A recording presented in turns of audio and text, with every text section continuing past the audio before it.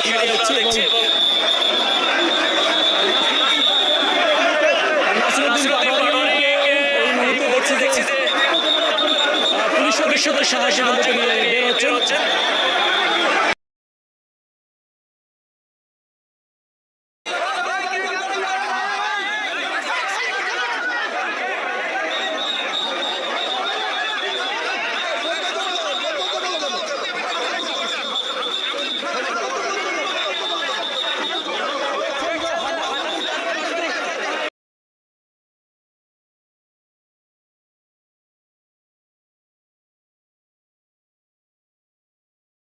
Police সদস্যদের সহায়তায় তিনি বের হয়ে যাচ্ছেন এবং ভুয়া ভুয়া স্লোগান দিচ্ছেন। দেখছেন যে নাসিরউদ্দিন পাটোয়ারি ভুয়া ভুয়া স্লোগান দিচ্ছেন এবং দাম বিতরণ হচ্ছে। নাসিরউদ্দিন পাটোয়ারির সাথে বাক বিতরণ এবং ভুয়া ভুয়া স্লোগান দিচ্ছে শাহজাহানপুর রেলওয়ে সরকারি উচ্চ বিদ্যালয়ের মুহূর্তে দেখতে পাচ্ছি এবং ভুয়া ভুয়া স্লোগান বারবার নাসিরউদ্দিন পাটোয়ারি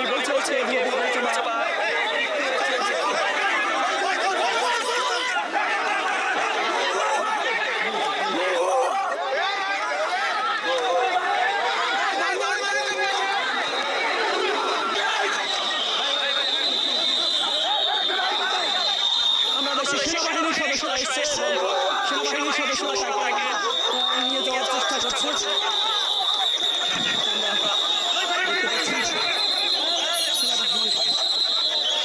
সেনাবাহিনীর সদস্যদের সহায়তায় নাসিরউদ্দিন পাটোয়ারি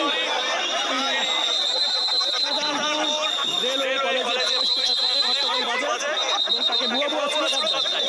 পরবর্তীতে পুলিশ সদস্যদের সহায়তায় এবং সেনাবাহিনীর সহায়তায় তিনি বের হচ্ছেন এবং একজন ভুয়া ভুয়া স্লোগান দিচ্ছিলেন তাকেও কিন্তু আমরা দেখছি পুলিশ সদস্যদের পক্ষ থেকে মারা হচ্ছিল। অর্থাৎ সন্দেহ দেখছি ভুয়া ভুয়া স্লোগান দিচ্ছে। দেখতে পাচ্ছেন পুরো আমরা দেখছি নাসিরউদ্দিন পাটোয়ারি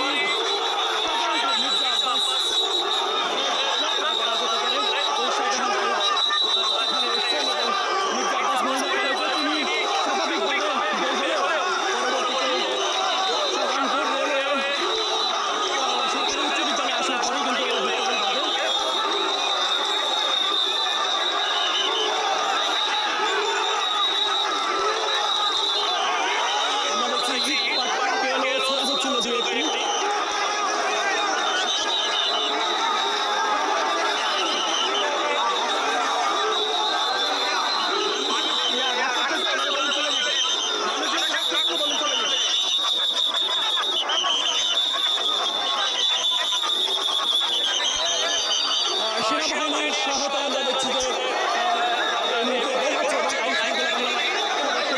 সহায়তা বের হচ্ছে।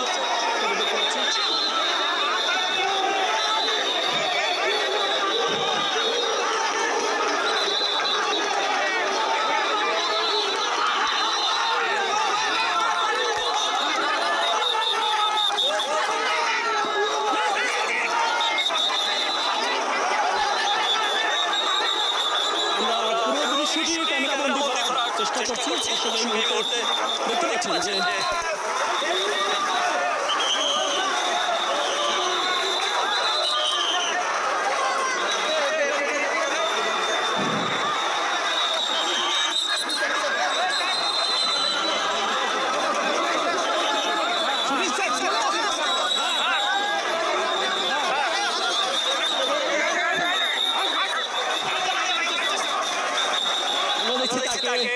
বিভিন্ন পথে প্রশাসনের পক্ষ থেকে বের করার চেষ্টা করছে বা বিভিন্নভাবে যাওয়ার চেষ্টা করছে। আমরা দেখছি পুলিশ এবং সেনাবাহিনীর সহায়তায় তিনি এই মুহূর্তে নিশ্চয়ই গাড়িতে উঠবেন।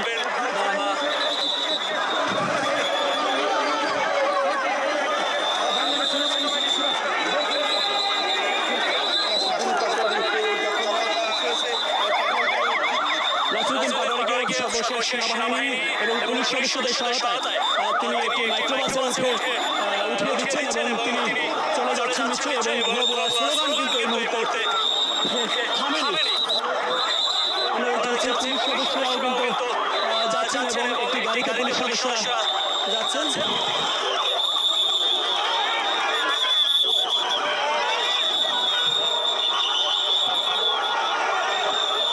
গাড়িটিকে ভুয়া ভুয়া স্লোগান দিয়ে পিছনে স্লোগান করতে হবে। আমার দোকানটা বন্ধ রাখছে, যে পরিবেশ বলে এটা ফলা। আপনি তাকে একটা ভোটার আছে, ক্যামেরা একটা ভোটার নাই।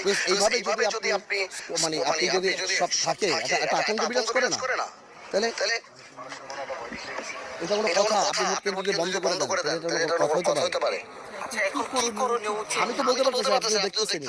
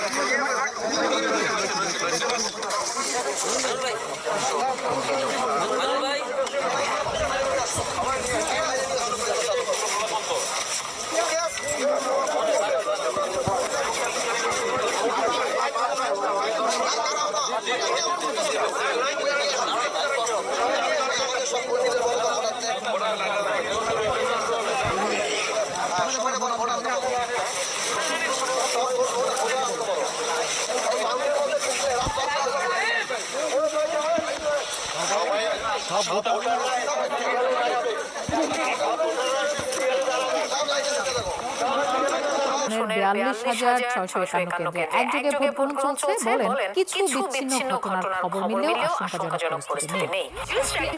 বলেন ভোট দিয়ে ফেরার পথে মারামারি হয়েছে, ঘটনায় দুজন আহত। কেন্দ্রের বাইরে আইন শৃঙ্খলা পরিস্থিতির অবনতি ঘটলেও পুলিশের তাৎক্ষণিক হস্তক্ষেপে নিয়ন্ত্রণে এসেছে পরিস্থিতি। স্বতঃস্ফূর্তভাবে ভোট দেওয়ায় জনগণের প্রতি কৃতজ্ঞতা জানান এসপি সচিব। 42,651টা কেন্দ্রে একযোগে সকাল 7:30 থেকে গণভোট এবং জাতীয় সংসদ নির্বাচনের আপনার ব্যালট কাস্টিং শুরু হয়েছে। সম্মানিত ভোটাররা আসছেন এবং তারা ভোট দিচ্ছেন। বিচ্ছিন্ন কিছু ঘটনা ঘটেছে এবং এটা দুর্ভাগ্যজনক, এরকম হওয়া উচিত না।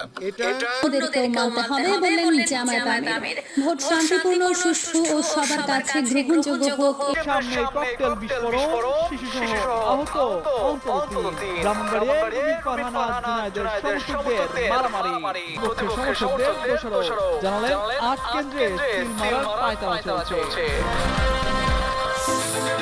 মেহেরপুরের মুজিবনগরে ভোটারদের কেন্দ্রে যেতে বাধা দেওয়ার জেরে বিএনপি ও জামায়াতের সমর্থকদের মধ্যে শুরু হয় তুমুল সংঘর্ষ। এই ঘটনায় 5 জন আহত হন। বৃহস্পতিবার সকাল 9:30টার দিকে উপজেলার জয়পুর গ্রামে এই ঘটনা ঘটে। এই সময় জামায়াতের দুজনকে আটক করেছে পুলিশ। জানায় সকাল 9:30টার দিকে মুজিবনগর উপজেলার জয়পুর গ্রামের ভোট কেন্দ্রের 100 গজ দূরে বিএনপি এবং জামায়াতের সমর্থকদের মধ্যে সংঘর্ষ শুরু হয়। এই সময় দুপক্ষের সংঘর্ষস্থলে গিয়ে পরিস্থিতি নিয়ন্ত্রণে আনে। এই সময় ঘটনাস্থল থেকে জামায়াত সমর্থক দুই কর্মীকে আটক করে থানায় নেওয়া হয়েছে। বর্তমানে পরিস্থিতি শান্ত রয়েছে। নির্বিঘ্নে ভোট গ্রহণ চলছে বলে জানান তিনি। বগুড়া 6 আসনে ভোট কেন্দ্রে জামায়াতে ইসলামের বুথ ভাঙচুরের অভিযোগ উঠেছে বিএনপি নেতাকর্মীদের বিরুদ্ধে। এই সময় জামায়াতে ইসলামের অন্তত 3 নেতাকর্মীকে মারধর করা হয় বলে অভিযোগ করা হয়। বৃহস্পতিবার সকাল 9টার দিকে মহিষ বাথান সরকারি প্রাথমিক বিদ্যালয়ের ভোট কেন্দ্রে ঘটনা ঘটে। জামায়াতে ইসলামের অভিযোগ ঘটনার পর থেকেই শেখের কলাই জামায়াতের 7 নম্বর ওয়ার্ড সভাপতি মাহফুজুর রহমান নিখোঁজ রয়েছেন। খবর পেয়ে সেনাবাহিনী ঘটনাস্থলে গিয়ে পরিস্থিতি নিয়ন্ত্রণ করে। আশেপাশে এলাকায় অভিযান চালিয়ে জামায়াতে ইসলামের ভোট কেন্দ্রের বুথের ভাঙা চেয়ার ও পুড়িয়ে দেওয়া ভোটার তালিকা উদ্ধার করে সেনাবাহিনী। বগুড়া শহর জামায়াতের গণমাধ্যম বিষয়ক সম্পাদক ইকবাল হোসেন বলেন, বিভিন্ন স্থানের মতো করে বগুড়াতেও জামায়াতের নেতাকর্মীদের উপরে হামলায় বিএনপি জামায়াতের নির্বাচনী বুথে হামলার পর ওয়ার্ড জামায়াতের সভাপতি মাহফুজকে তুলে নিয়ে গেছে। এখনো তার সন্ধান পাওয়া যাচ্ছে না বলে অভিযোগ করেন তিনি। বগুড়া সদর থানা পুলিশ বলে ঘটনাস্থলে আইন শৃঙ্খলা রক্ষাকারী বাহিনীর একাধিক টিম কাজ করছে। জামায়াতের পক্ষ থেকে অভিযোগ আমলে নেওয়া হয়েছে বলেও জানান থানা পুলিশ।